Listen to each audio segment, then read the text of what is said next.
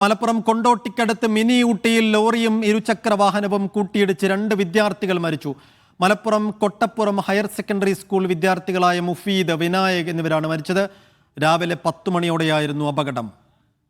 മുഹമ്മദ് ഷംസീർ, ദാരുണമായൊരു അപകടത്തിന്റെ വിവരങ്ങൾ. ഈ മിനി ഊട്ടിക്കകത്താണോ ഇത് അപകടം ഉണ്ടായത്, അതോ അങ്ങോട്ടേക്കുള്ള വഴിയിലാണോ?